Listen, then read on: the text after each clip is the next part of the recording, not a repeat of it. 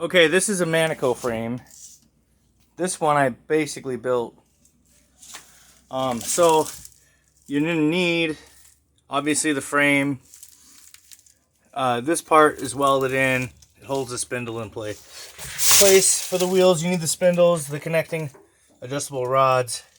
You probably go to like a farm and tractor place and get some of these. That's where I got these, like a Northwest place up here. I don't know, you guys might check your local one.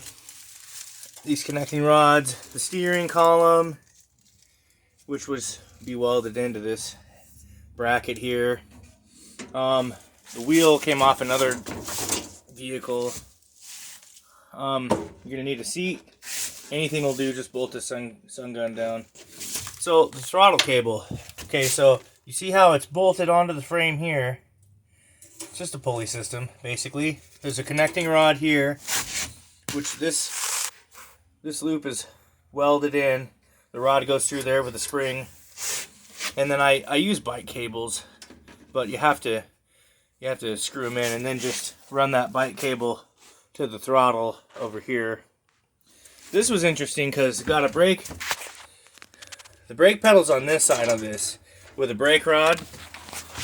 And I know these aren't very clear. If you look here, I made that and I welded it in place. And I saw somebody do it on YouTube. Anyway, so this rod here goes through this eyelet, which was part of a steering rod. Then this metal piece here, it's just one of them pieces of shelving that you'd stick those little metal hanger pieces on and put pieces of wood across the top. Kind of like when our house was. This rod holds this rod in place, and I welded the end so it wouldn't come off. You can see the rod back here. It just goes from here to here, comes down. I bought this online at one of the go-kart places. I welded this bracket in place, adjusted the rod. I got a spring. You can get any kind of spring as long as it's got tension that pulls against it. But because everything was on the other side, the brakes had to come here. So it's just a fulcrum arm essentially. And when you push that brake, I'll show you real quick. It moves the whole rod and it pulls the caliper shut. And it doesn't need much. You just have to adjust it right. This is a straight axle that I put in. I had to order that from one of the go-kart places too. This piece here is just a piece of metal that I cut off and used. It acts as a spacer. These are bearings. These bearings that you put in the frame, you can get at pretty much any LNG ranch or farm store or whatever, and they're on both sides like that. This was not a straight axle, and I made it a straight axle. As far as the front wheels, these front wheels are just dolly tires. They don't matter. The rear wheels, I ordered off the a go-kart site. And they have those little keys in it, kind of like you see in lawnmower pulleys and stuff. And it just bolts in.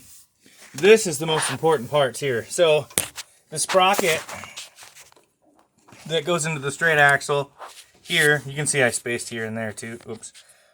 I can space there and there. You need a centrifugal clutch of some kind.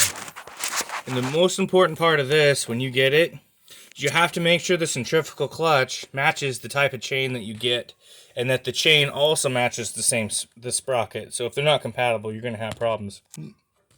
So the chains you can get at like an LNG Ranch style store. The centrifugal clutches you may find there, but I had to order mine on Amazon. And these sprocket gears you can order on Amazon or pretty much anywhere you want. And this is just a Harbor Freight motor. It only cost me like $100. They're a dime a dozen. And you can just take this little kill switch, which I haven't wired in yet. But I got a switch here that'll get wired to it. Just cut it off, Just pull start, simple system. That's pretty much the meat and potatoes of that. That's the one I built from the frame up.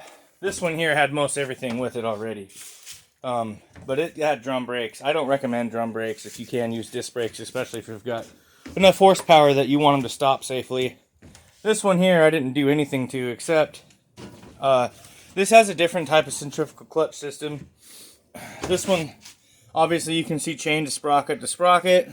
And over here, this is your centrifugal clutch system on the pulley. But the other one I showed you, they're easier to get a hold of. It's basically like a mini bike or motorcycle centrifugal clutch. So pretty simple.